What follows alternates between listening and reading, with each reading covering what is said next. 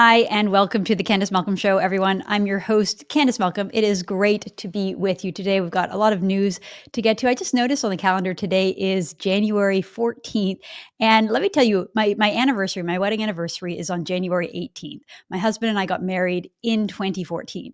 And so almost every year, he mistakes our anniversary rather than thinking it's on the 18th. He thinks it's the 14th because he thinks back to our wedding invitations or our wedding, some of our wedding memorabilia that says 1/18/14, and in his head he just thinks January 14, even though it was 2014. So this was like the first year, probably in our entire 11 years, coming on 11 years being married, that he hasn't accidentally tried to celebrate our anniversary today. So yeah, we've got a big anniversary coming up on the weekend, the 11th anniversary. Our 10th anniversary was last year, but I was pregnant with our fourth child at the time. So we had a very subdued celebration, lack thereof. I mean, I was like 6 months pregnant and we didn't really want to do anything fun. We imagined, hey, let's throw a big party and invite all of our friends and family. But when you're 6 months pregnant, that's kind of the last thing that you want to do. So we decided we would have a bigger celebration this year, but then we totally forgot. We dropped the ball. We didn't plan anything again. So we might have to do something more fun. I don't know, maybe for the 15th anniversary, or maybe we'll have to wait until our 20th anniversary. Anyway, I want to get to the news today. And I think the big story coming out of yesterday and today is that banker and World Economic Forum trustee board member Mark Carney is going to be running for leader of the Liberal Party. He is going to be the next Prime Minister of Canada. Mark my words, he will be the next Prime Minister, and he will be awful. We're going to get to all the details today. Thanks for tuning in. Don't forget to like this video, subscribe to our channel, and consider leaving us a 5-star review if you are enjoying our content. Okay, so yesterday we saw there was an article over in the Hill Times that said that Mark Carney is expected to launch his Liberal leadership bid in Edmonton on Thursday, according to sources. So it is coming. Going to happen this week. Mark Carney, interestingly, choosing Edmonton. I think he's doing the same thing that Christy Freeland tries to do, which is sort of like play up her Alberta roots, even though Christy Freeland represents the downtown riding of Toronto, University Rosedale, where I used to live. She likes to talk a lot about the fact that she was born up in Peace River and that she has these modest Albertan roots. Mark Carney similarly was born up in the Northwest Territories, but I believe he spent some time in his childhood in Edmonton. His father was a Liberal candidate in Edmonton back in the 1980s. So he's going to play up those ties. He's going to pretend to be an Albertan, and it's going to be nauseating. Really, he did launch his campaign last night on television. Interestingly enough, American television. Mark Carney went on to the Tonight Show with Jon Stewart. Remember that show? It used to be like really culturally relevant, like 15 years ago, like back in 2005. Everybody watched it. Well, guess what? 20 years later, it's still in the air. Not very many people watch it, but Mark Carney was there nonetheless, and he really did sort of do a soft launch of his campaign. So here is what that looked like. And you are of the Liberal Party? I am of the Liberal Party, yes. Are they looking for a new leader? I think they might be, John. Sir, may I recommend to you, with your charm and debonair wit, yet strong financial backbone, that you offer yourself have you offered yourself as leader? I just started thinking about it when you brought Just now? Yeah. So, sorry, I said the Tonight Show. I meant the Daily Show with Jon Stewart. So laying it on a little thick there, Mark Carney pretending that he hadn't really thought about running, even though his own aides are leaking to the press that he's going to be announcing his leadership race on Thursday. So really, it's interesting that these guys go to the US market, right? Like, we're supposed to be told that they're proud Canadians, that the Liberals love Canada. I mean, for heaven's sakes, they fund the media. They fund the media in Canada, and they tell us, taxpayers, that it is so important that we fund the Canadian media because they need our support, they need our help. And yet, when it comes to actually making appearances and announcements like this, they go down to the United States, which kind of contradicts the whole message. Justin Trudeau used to do the exact same thing. Who could forget? Back in 2017, Justin Trudeau, anytime he'd be facing facing a scandal at home, he would just pop down to the US, do some glowing, loving interview where some American journalists would just fawn over him for being such an awesome woke leftist, and kind of just try to distract from any of the scandals that he was facing at home. So remember, he was on the cover of the Rolling Stones magazine. Oh, look at the dreamy Justin Trudeau with a subtitle there. Why can't he be our president? He's just so progressive and he's so cute. The Americans just disgusting, just fawning over him. It was gross then. And also Justin Trudeau, right after he was elected back in December 2015, who could forget this? He went over to the New York Times magazine and he told the Americans about this whole new vision of Canada. The headline there says Trudeau's Canada again, because of course Canada used to belong to his daddy, Pierre Trudeau, and now Canada belongs to a Trudeau once again. This time, Justin, that was right at the beginning before any of the madness came to fruition. But Justin Trudeau hinted about what it was that he believed, and that was where he made his infamous remarks, calling Canada the first post-national state. Who can forget that? I'm going to read a little bit from that. Let me just pull it up here. Post-national state. There it goes. He says that Trudeau's critics say he's a lightweight and a dangerous one. Trudeau's most radical argument is that Canada is becoming a new kind of state, not defined by its European history, but by the multiplicity of its identities from all over the world. His embrace of a pan-cultural heritage makes him an avatar of his father's vision. There is no core identity, no mainstream in Canada, he claimed. There are shared values. These qualities are what make us the first post-national state. Well, Trudeau's guess, his little snapshot into the future there back in 2015, it has come true. We do live in a post-national state, and it is a hellscape. It is just pure and simple, absolutely fallen apart under Justin Trudeau, and we should have known better. He was saying it out loud to us back in 2015.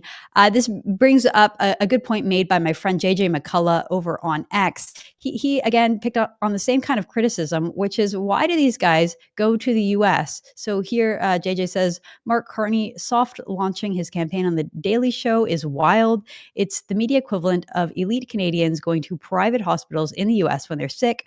When push comes to shove, Canadian elites shun the subsidized state-run junk that they tell the rest of us to use. Yes, that pretty much sums it up, and I completely agree with you, JJ. Okay, let's go back to The Daily Show and see more of Mark Carney and what he has to say about Canada, a little bit about why he is running. He will be running for Prime Minister. Let's play the first clip here. There is a type of politician.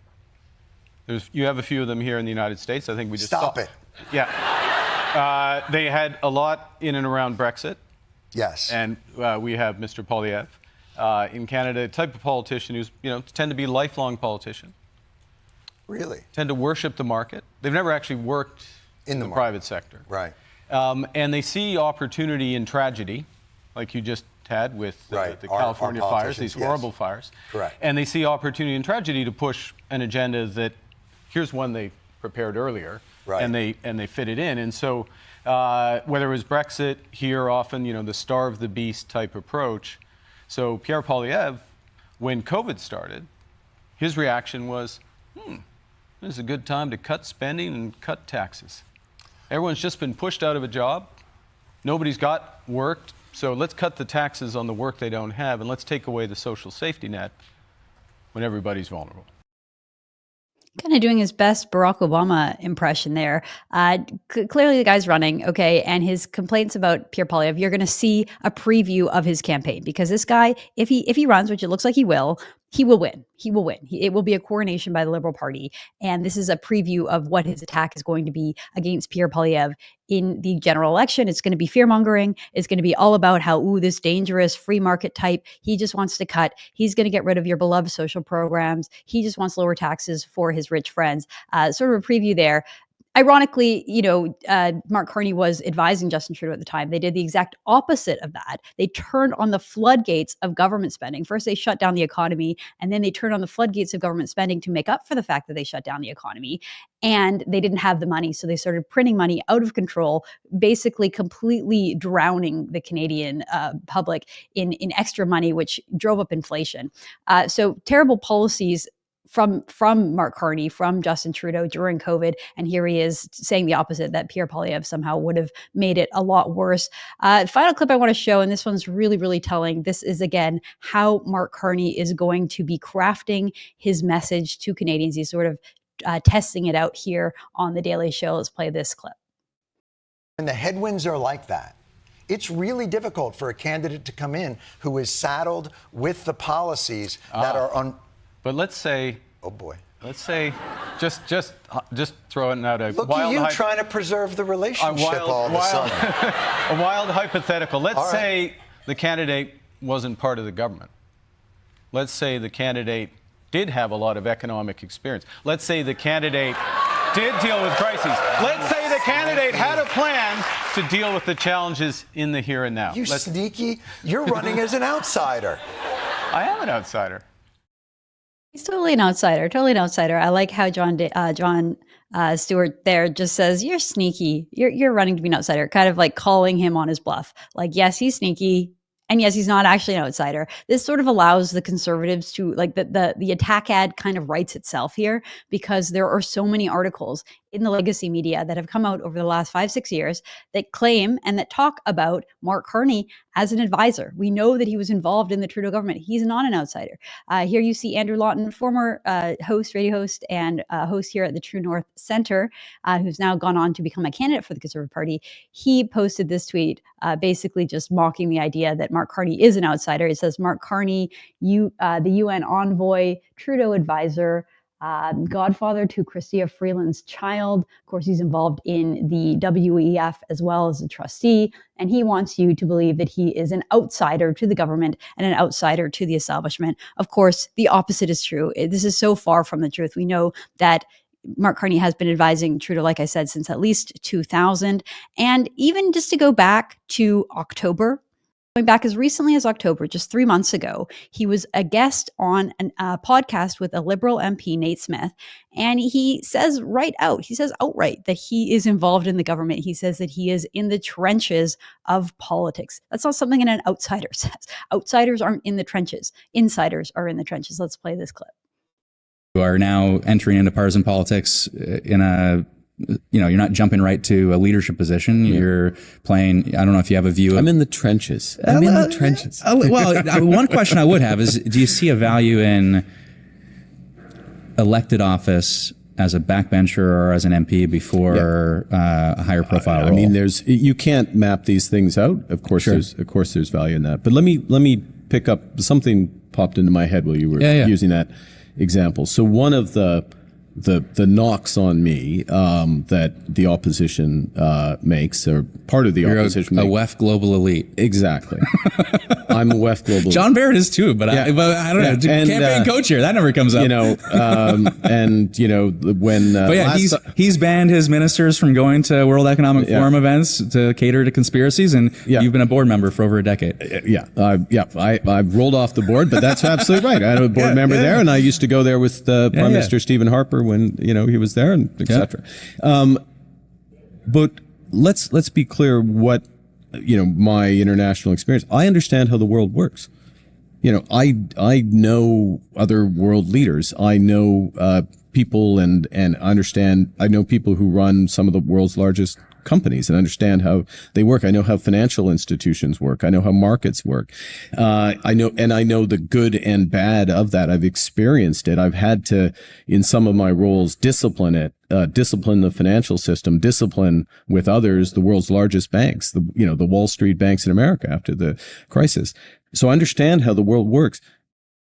I'm trying to apply that to the benefit of Canada. So there's a whole bunch to unpack from that clip, but he clearly says that he's in the trenches, that he's very involved in what's happening in government. And then he sort of doubles down and takes a victory lap about his involvement in the World Economic Forum, sort of brags about being a WEFer. And the host there says, you were on the board for over 10 years. And then he kind of pivots to talking about how he has run massive institutions, how he's friends with all these bankers, and how his job is to discipline the bankers. Like, he has a God complex and he is in charge of the entire market. He oversees it all. And so really not the kind of person who is an outsider. He really is, Mark Carney really is an elite. He doesn't try to run away from that. He has his hands involved in many aspects of government, which we can get through all of that. But really, strange to see him now, just 3 months later, trying to paint himself as an outsider when just a couple months ago he really was bragging about it. I want to go back a little further. Because again, he's trying to distance himself from this train wreck of a government so that he can run as an outsider. But his own record is just as bad. His own record, apart from advising Justin Trudeau and being a Justin Trudeau clone, his own personal record is just as bad. So Mark Carney was the governor of the Bank of Canada. He moved on and became the governor of the Bank of England. And then he now runs, he's a banker, he runs a huge $1 trillion fund. And so here is a clip of him. This is really telling. In a Canadian committee back in 2021, sparring with none other than Pierre Poilievre. Poilievre is trying to hold his feet to the fire for opposing pipelines in Canada, but being in favor and investing in pipelines and oil development in the third world. So here is Mark Carney basically saying that oil is good in other countries, but oil is bad in Canada. This is unbelievable. This clip, I think, is incredibly damning and perhaps a preview of what a federal election will look like in 2025. So let's play that clip. Do you support the Prime Minister's decision to veto the Northern Gateway pipeline, Mr. Carney? I understand the veto of the Northern Gateway pipeline. You support it? Given both environmental and commercial reasons. Do you support it? I think it is sensible. I wasn't involved in the decision, but I think it was the right decision. And yet your company has invested billions of dollars in oil companies in both Brazil and the UAE to buy pipelines. You bought billions of dollars of pipelines as a company in the last 5 years. Do you support those investments? Mr. Poilievre, there is a global energy system, and one of the issues, I'm trying to explain a bit of how the economy works. One of the Thank issues, you so much. It may help. One of the issues for this committee in thinking about a sustainable transition. Do you support it? Where is Canada's role in those as energy transitions from fossil fuels to renewables? And in different jurisdictions, into different geography, it matters. It matters, and this is a fundamental point. Yeah. No, I'm sorry. This is a fundamental. You're finally getting to a point. You've exceeded that the is time. relevant to this committee's inquiry. What you're saying is you oppose pipelines in Canada, but you support them in the UAE and in Brazil. That's what you've actually said. There are specific. That's your double standard. It is not a double standard.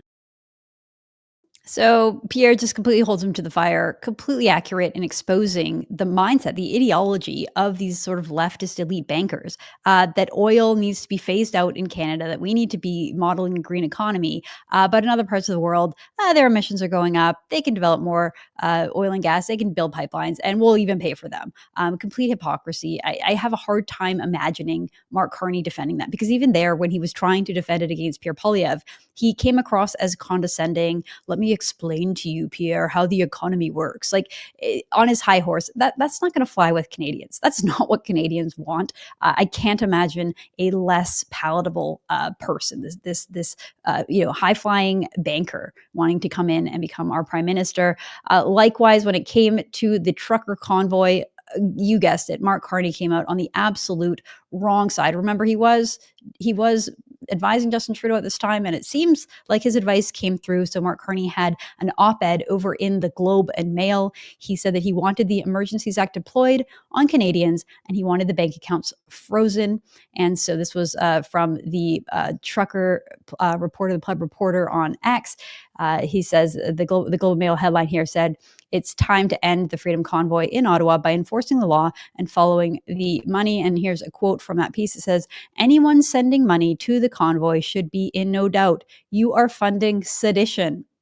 Canadian authorities should take every step within the law to identify and thoroughly punish them." Well, lo and behold, Mark Carney had his way. He said it in the Globe and Mail, in the pages of the Globe and Mail, and mere days later, Chrystia Freeland froze a bank account, and Justin Trudeau unleashed martial law against peaceful protesters doing absolutely nothing wrong other than upholding their God-given right to free protest, freedom of expression, freedom of assembly on the grounds of Parliament, and Justin Trudeau showed us who he really is, a tyrant. And it seems like Mark Carney was in his ear.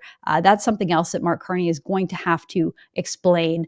Mark Carney also, again, this is a high-flying global elite. It's no surprise that he has some questionable friendships and questionable relationships. So these posts started circulating online. Very, very questionable here is Mark Carney with none other than Ghislaine Maxwell. Now, those who aren't familiar with Ghislaine Maxwell, she was a close friend and confidant of pedophile pervert Jeffrey Epstein. And Maxwell is currently serving a 20-year sentence in prison for her role in sex trafficking, including of minors. And he is Mark Carney chummy, side by side at an event, talking to Ghislaine over and over, 4 pictures of them together. Now, True North reported on this, and Mark Carney's people said that Mark Carney is not friends with Ghislaine Maxwell. He downplays these photos, and he just says that, well, she went to school with my wife's sister, and so we're sort of all part of the same circle of friends, but no, I'm not friends with her, and really downplayed that relationship. But that is not the only questionable relationship that Mark Carney has. Over in the UK, the Daily Mail reported that Mark Carney was attending parties alongside disgraced Prince Andrew. Prince Andrew, also known as being someone who is involved in the sex trafficking ring with the Epsteins. A minor has accused him of having sex with her while she was a minor. And here, Prince Andrew again reported in the pages of the British press that Prince Andrew was paying Mark Carney to attend these lavish parties at the time when Carney was the governor of the Bank of England. So really, we're starting to see who this person really is. And that's not the only reporting out of the UK that really shines some doubt onto Mark Carney. He's supposed to be this brilliant banker. Well, here is an article in The Spectator written by a financial columnist and author saying that Mark Carney is not fit to be the Canadian Prime Minister. And that is based on his record. So let me just read a little bit from this article. He writes, "The trouble is, it is now clear that Mark Carney was actually not very good. The bank made a whole series of mistakes under his management. Growth was considerably weak. The bank printed way too much money, stoking an asset bubble, and ultimately triggering the highest inflation rate in the G7. It badly misjudged the impact of the UK's departure from the EU, allowing itself to become politicized as part of Project Fear. It lost control of regulations, became clear during the liability-driven investment crisis during the Truss premiership, and it allowed the city to start losing its position as a leading financial center, a trend that has accelerated since he left. It's hardly a very inspiring record.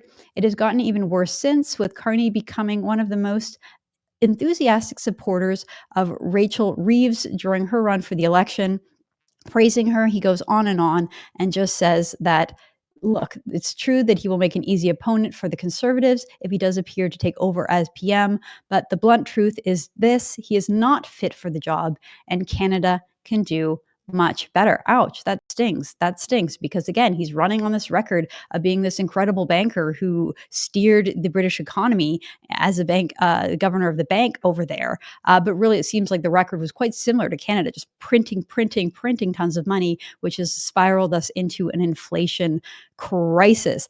And, the whole thing that's really interesting is that he's trying to paint himself as an outsider, trying to say he's very different than the current government, which, sure, he's not a cabinet minister, so he'll have an easier time making distance between himself versus someone like Chrystia Freeland.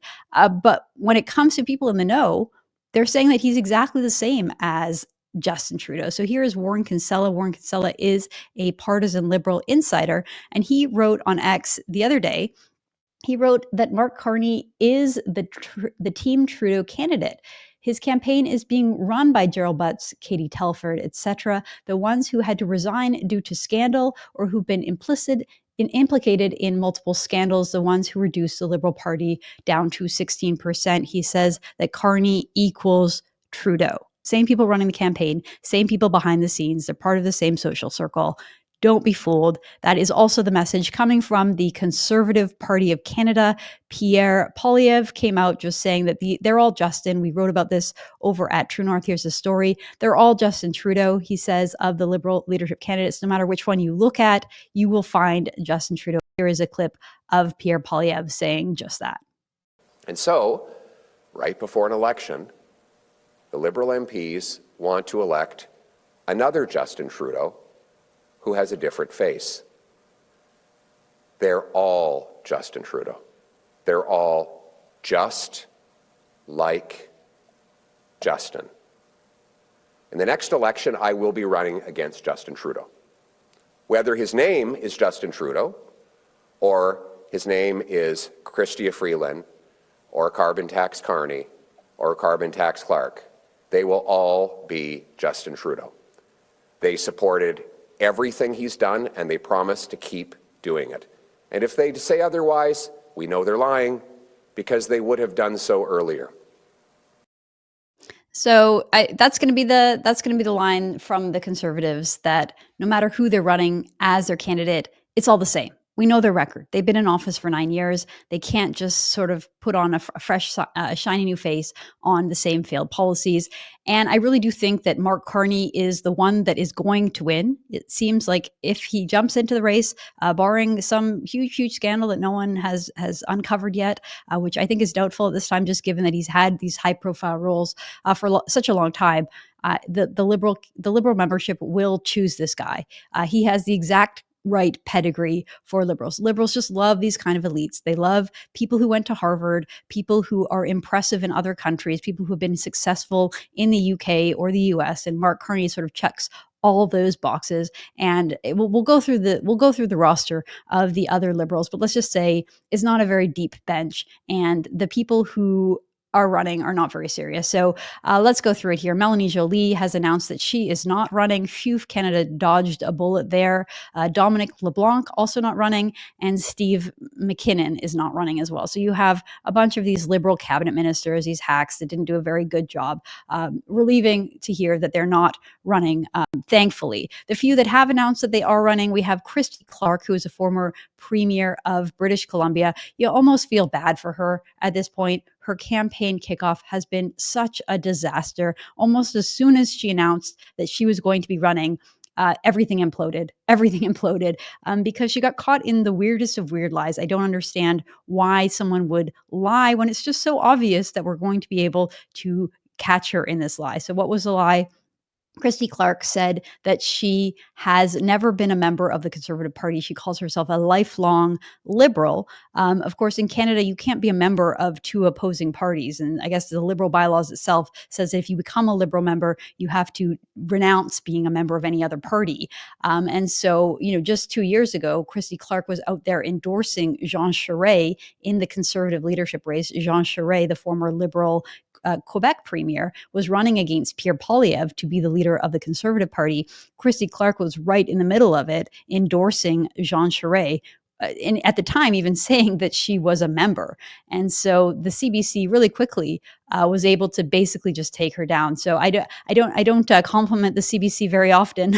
I don't compliment them very lightly, but in this case, they really caught Christy Clark in a very obvious lie. So here's a clip of her with CBC journalist Catherine Cullen, where Cullen just kind of backs her into a corner and exposes the lie. Let's play that clip.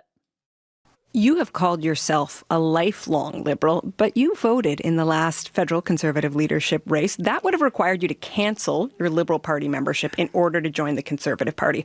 How long were you a member of the Conservative Party, Christy Clark? Never. But you voted in the race, did you not? No, I didn't. And I never got a membership, and I never got a ballot. What I did, though, I will say, Christy Clark, we reached out to the Conservative Party, who told us, in fact, that your membership was canceled. Oh, well, why don't they come out and show my membership or my ballot? They never sent me any of those, although I wouldn't put it past them to manufacture one of them. Okay, so I just don't understand why you would lie about something like this. And Christy Clark is so confident in her lie. Like, she's so bold-faced that she would just say, never. I've never been a member, never been a member. I'm sorry, but we're going to find out the truth. It's been written about in the news. You can't hide from that. And so almost immediately you have Jenny Byrne, who's running the Conservative campaign right now. She shows up with receipts. She posts an article from the Canadian Press in August 2022 saying that Christy Clark was going to be voting for Jean Charest, that she was a candidate, that she had gotten her. I mean, that's 2.5 years ago. So why would you come out and lie and be so bold about it? Jenny Byrne showing up with even more receipts. She posted this on X as well, which is from the Conservative database, showing that Christy Clark was indeed a member of the party, a paid member back in 2022 to 2023. So pretty easy to debunk something like this, Christy Clark. I don't understand why you would lie. It kind of gives us a little insight into the mind of these politicians who are just so used to lying, and lying is so easy for them that it just comes out without even thinking it through. You know, there was no even hint that she was lying because she was so confident in what she was saying. But it turns out to totally have been a lie, and Christy Clark had to do a little mea culpa here and admit that she had been caught in a pathetic, ridiculous lie. Here she is on X saying, well, I misspoke. Misspoke is a politician's word for lying. She says, SHIT happens, lesson learned. I've always been clear that I support Jean Charest to stop Pierre Poilievre, not backing away from that. So she's just thinking that she is just going to keep on running. Sorry to tell you, as fast as you announced that you were going to be running for this party leadership, it's over. No one's going to vote for you. Her campaign went down in flames there on Friday afternoon. So it's not just Christy Clark that's getting caught in weird lies. It seems to be a trait by these Liberals. Another candidate running here named Chanda Ara, who is a Liberal MP, really remarkable interview that he did. He went on CBC and basically just told the host, David Cochrane, that it's not important to speak French, that French isn't really important in the Liberal Party. It's not that important in Quebec, and he's fine. He knows Quebecers better than anybody else, and that's why he's going to be Prime Minister. Let's see this clip. How's your French? Nope. No French? No French. Okay, the Liberal Party of Canada is the party of official bilingualism. It's going to be a tough one. I don't speak French either, so The point is that whether the Quebecers or English Canadians, it's not the language that matters, it's what is that they deliver to them. But the language matters very much in Quebec. No.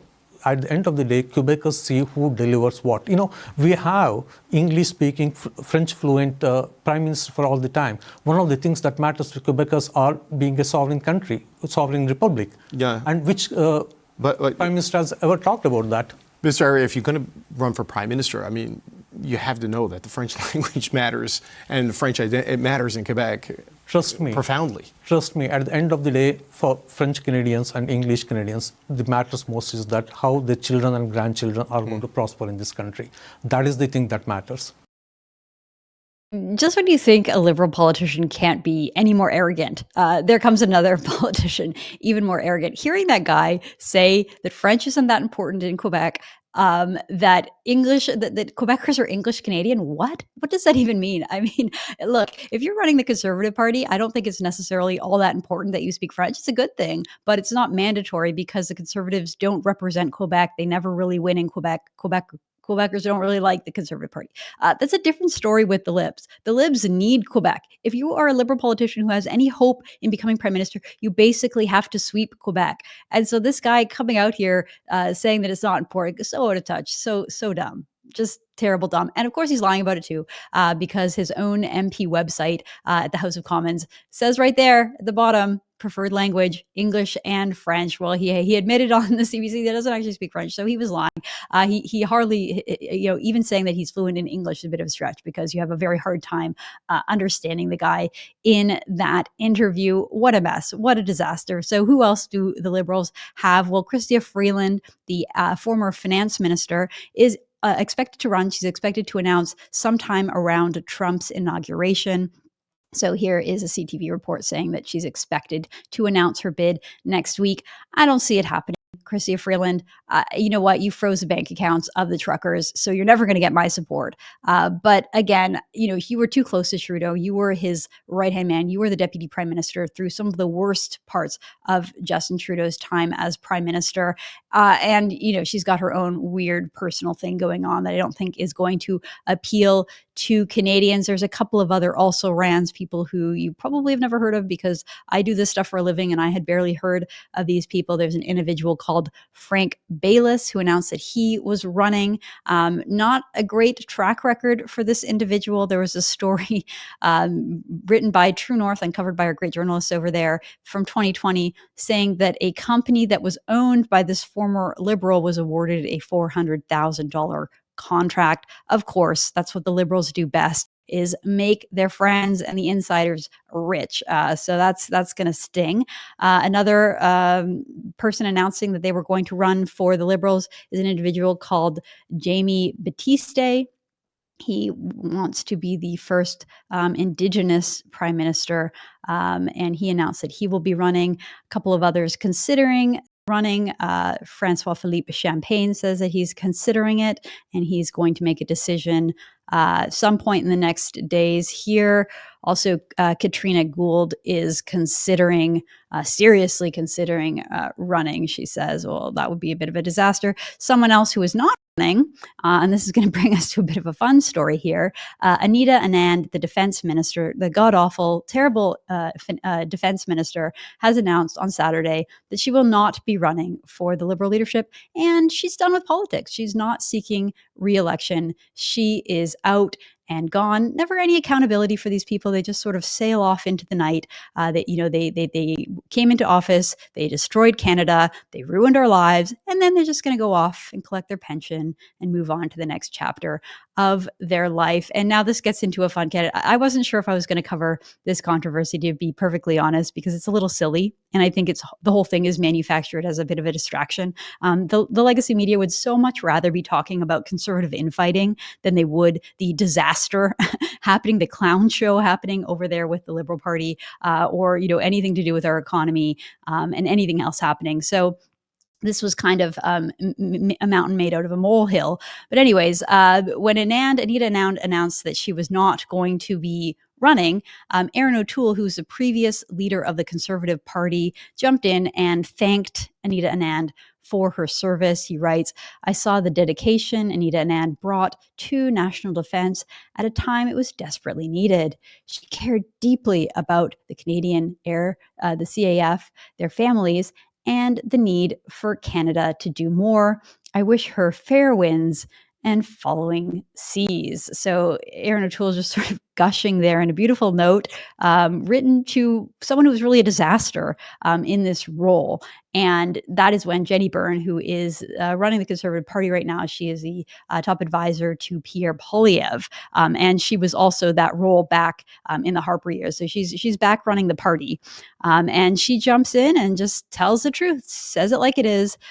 She says, for anyone unsure why Aaron O'Toole is no longer leader of the Conservative Party, points down to this tweet, says she supported DEI policies like name, rank, and pronouns, tampons in the men's bathrooms, etc. So yes, Jenny Byrne pointing out two truths here. One, that the woke policies of the Liberal government have been a disaster. It is so embarrassing to have a military that is focused on things like pronouns and tampons for men. Yes, you heard that correctly.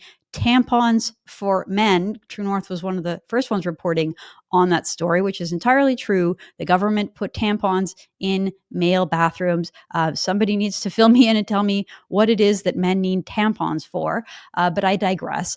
So pointing out that the libs were terrible, and Aaron O'Toole is congratulating them and saying, you did a wonderful job. Let's just ignore all the woke stuff that you did, and let's just celebrate you for being a great leader, showing us why Aaron O'Toole was not a very good leader. Look, I think Aaron O'Toole is a decent enough guy, but he was very bad at leading the Conservative Party because he wasn't very conservative. He wasn't tied to his conservative positions. As soon as the election happened, he was more than happy to throw everyone under the bus, take every Liberal position that he could.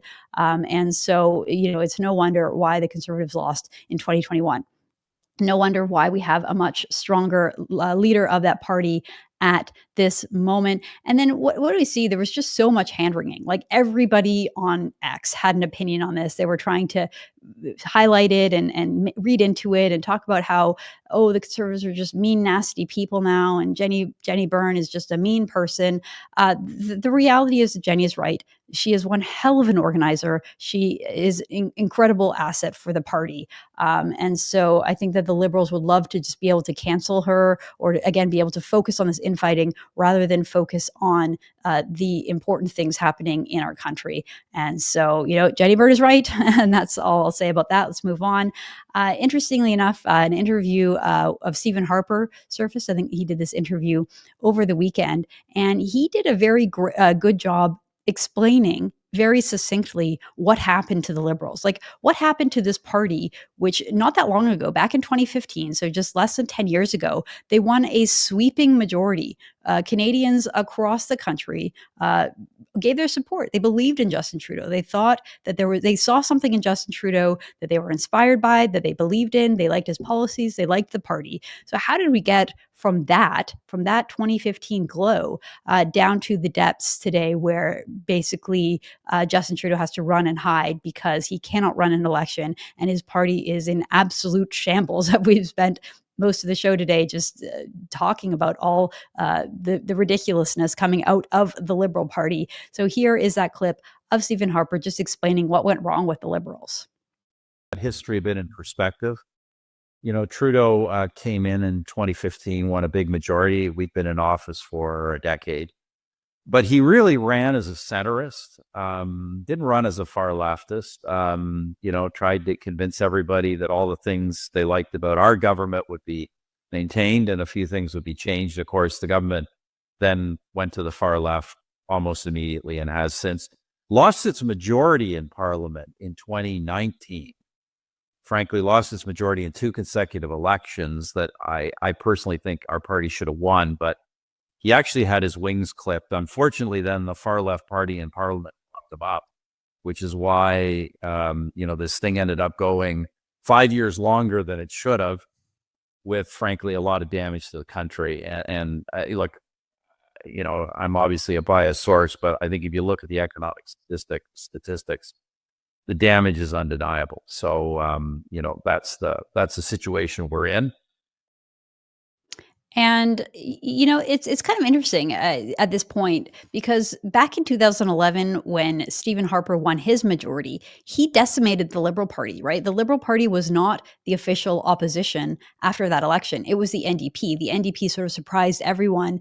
Jack Layton, at the time the leader, really captured the imagination of a lot of people in Quebec. And you ended up with a lot of these Quebec MPs who had basically no business being in Parliament, people who just kind of wrote their name down and signed up to be candidates, thinking that there was no chance that they would win. And then this huge orange wave swept across Quebec, and you ended up with a lot of very young, junior, sort of inexperienced people as parliamentarians over there. But the Liberal Party was decimated, partially because they ran such a terrible candidate, Michael Ignatieff. Remember that guy? Kind of seeing Michael Ignatieff tones in Mark Carney here.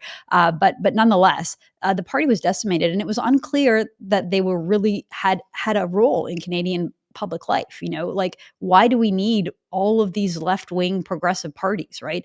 Justin Trudeau came back, resuscitated the party, in large part because of his famous last name and his famous father, and not to mention sort of his good looks and his aspirational ideas. But at the time, he resuscitated the party, and to Harper's point, he ran much more as a centrist. Yes, he wanted deficits, but remember, he said modest deficits. He wanted a $10 billion deficit that he said that he was going to erase within the first few years. Well, we all know how that went and how sideways it all went. But basically, the Liberals are supposed to be a centrist party, and now they're even further to the left, you could argue, than the NDP. Why does Canada need all these left-wing parties? Why do we need multiple left-wing parties? We basically have 4 hard left parties in Parliament right now. You have the Liberals, you have the NDP, the Green Party, which is deranged far left fringe, And then you also have the Bloc Québécois, which is supposed to be a pan-ideological party, but most of their views and most of their positions are hard left, sort of anti-Canadian oil sands, anti-resources. And you kind of wonder about the future of this party without Trudeau. You know, you have the famous guy keeping it all together. And I do wonder after the next election, which of the two parties is going to get decimated. It might be the NDP. They really deserve to get decimated with a leader like Jagmeet Singh. But then you have to look at all this sort of institutional corruption and all these terrible people involved in the Liberal Party. And it really does make you wonder whether the Liberal Party should exist at all. All right, let's move on. I want to talk a little bit about the meeting that took place yesterday or over the weekend with Danielle Smith, Alberta Premier, and U.S.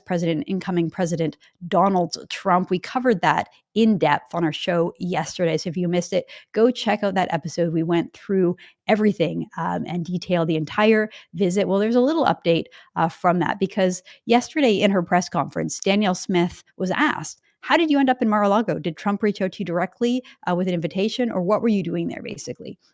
And Danielle Smith let us know that she came as a guest of Kevin O'Leary, famous Canadian investor, Shark Tank host Kevin O'Leary, one of the sharks, one of the investors of that show, someone who's been speaking out about the Trump threats and actually making a lot of sense. And so it turns out that Kevin O'Leary is a friend of Donald Trump's. Kevin O'Leary is also a friend of Danielle Smith, and he made that connection and allowed them to have that meeting, allowed Danielle Smith to do a bit of diplomacy, do something that the liberals and the elites in this country have completely failed to do, which is try to make some inroads and make a bit of a friendship with the president-elect down there. So here is Kevin O'Leary explaining to Canadians that Danielle Smith was ahead of the curve, that she is the only politician in Canada doing the right thing, going down and trying to make a personal relationship and friendship with Donald Trump. Here's that clip. She's the only politician in Canada now that has a personal relationship with Trump and many of his cabinet. Why? She took the time to come down to Mar-a-Lago for a couple of days and work the room. That woman knows how to work a room. It was described by critics as, oh, she just met him at the table. It was just going by to kiss the ring. There was no substance there. You were there. She was there for 2 days. She had multiple chances to talk to Trump. You're not going to get a lot of time. There's 1,000 people trying to meet him from all around the world. You don't have to go to Davos anymore. No point in getting on a plane and going to Zurich. You just have to get to Mar-a-Lago. That's what you have to do. She got plenty of time with him, and more importantly, as importantly, I should say, with many of his cabinet. She worked the room. She's way ahead of anybody else in Canada right now. She's smart to have done that. And so, you got everybody throwing barbs at Trump. They don't have a relationship with him. One day they might, but right now, she's the leader of the pack. The leader of the pack. There you have it. I think that Kevin O'Leary is right. I think that he is one of the people who have been making the best points, making the most sense when it comes to how Canada should deal with Trump. The reality is that we need the United States. We need the United States. We need that relationship. America is going to have a big boom under Trump because he is going to cut regulations, cut the size of government, and Canada needs help. Our economy is on lifeline, and we need to start making a partnership, making deals. And Danielle Smith doing what Justin Trudeau can't do. Justin Trudeau went down there and made everything worse, became the butt of the joke. That's when all the Governor Trudeau jokes started coming out from Trump. The 51st state stuff came after Trudeau's meeting with Trump, because Trudeau just can't help himself. He's arrogant and anti-American. That's how you would describe Justin Trudeau. He's arrogant, anti-American. He doesn't like Americans. He hates people like Donald Trump. He can't contain his anger, even for the good of the country. He couldn't even fake a smile, fake a friendship, incapable of doing something like that. Danielle Smith was the one capable of doing it, and thank goodness for that. So you have on the one side people who are actually being helpful and trying to make inroads over there, and then the other hand you have people who are just completely irresponsible and trying to make everything worse. And of course, right now I am talking about NDP leader Jagmeet Singh, who just I can't wait until the next election, because I just really hope this person loses any kind of relevancy. If there's any justice in the world, he will not be in any kind of position of power, any balance of power, hopefully not even an MP, because he's just terrible. But Jagmeet Singh chimed in. He just really wants to be part of the conversation. He wants to put on the tough guy role and just pretend that he's an equal to Donald Trump. He was doing this shtick yesterday where he wants Canada to impose tariffs just as bad as the US because oh yeah, that'll help. And now he's saying that he wants us to do embargoes and including to cut off our minerals. So he just wants to completely cut off from the United States. I wonder who Jagmeet Singh would prefer that Canada trade with. Like, if we're going to be turning our back on America, who does he want us to realign with? Does he want us to engage in a relationship with China, have a deeper integration with China, maybe deeper integration with Russia? I mean, we don't have a lot of options here when it comes to big trading partners. But just Jagmeet Singh just seems totally willing and interested in blowing up that relationship. So here is this tough guy video that he put out yesterday. Donald Trump is a clear threat to Canada. His tariff threats are directly threatening hundreds and thousands of Canadian jobs. They also threaten to increase the cost of living at a time when people are already struggling with the cost of groceries and the cost of their bills. So it is serious. We have to take it seriously. And that's why what we've seen again and again has not worked. Going to meet with them, trying to wine and dine them is a failed approach. Donald Trump is not rational. You can't discuss a plan over a meal with him. He is a bully. And bullies understand one thing, that is strength. They also understand pain. So if he wants to pick a fight with Canada, we have to make sure it's clear that it's going to hurt Americans as well. There's going to be pain felt for not just Canadians, but also Americans. And so that's why I'm calling on my plan. We know that the United States needs our critical minerals. They're very important for the United States. So I'm calling on all political leaders to support turning off the taps on those critical minerals. Let's stop the flow of those critical minerals into the States. There's no quicker way to get Donald Trump to back away from tariffs than to shut off the tap on critical minerals, what the states need very clearly. So this is just so ironic. Here you have Jagmeet Singh, the guy who has advocated shutting down Canadian mines, who doesn't want us to mine our own minerals. He doesn't want us to develop our oil sands, but yet he's happy to use these resources as a bargaining chip to try to stay relevant in the conversation here. So he wants Canada to shut off sales of critical minerals and metals. Of course, he doesn't say exactly which ones or why or how a targeted approach would be. It doesn't really even seem like he's thought this one through. Jagmeet Singh, it's just not a serious proposal. He's not a serious person. He won't even give the details of this. And again, it just shows why this person should be nowhere near the negotiating table, nowhere near Donald Trump. Please just hide him. Just keep him away. We only have a few more weeks or a few more months into an election. Hopefully he loses then. Just everybody keep this guy away from the people in power, from the people in control.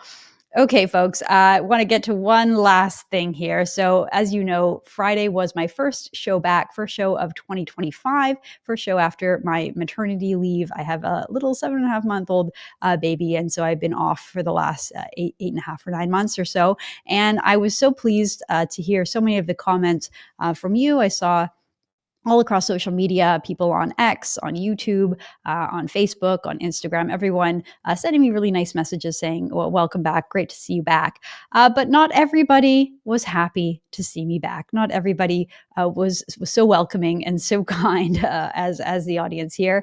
And one person who was really not happy at all that I was back, is Globe and Mail columnist Andrew Coyne. He's a talking head over on CBC as well. He took my podcast that I posted on Friday. He quote tweeted it, so he shared it to his followers, which I'm appreciative of.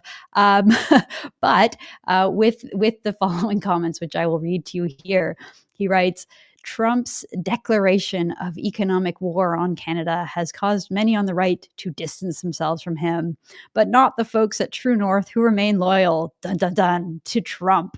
And then he quotes part of the copy that we had written here. It says, this is what my show is about. So quoting what my show is about, talking about the hysterical reaction from our politicians and pundit class, the few people who get it, and why many Canadians are taking Trump seriously on his proposal. So that is just beyond the pale, beyond anything for Andrew Coyne. He finds it unfathomable that I would write that. Let me just clarify a few things to you here. Andrew, look, I am not supporting Donald Trump. I don't remain loyal to Donald Trump at all. That's not what I was saying.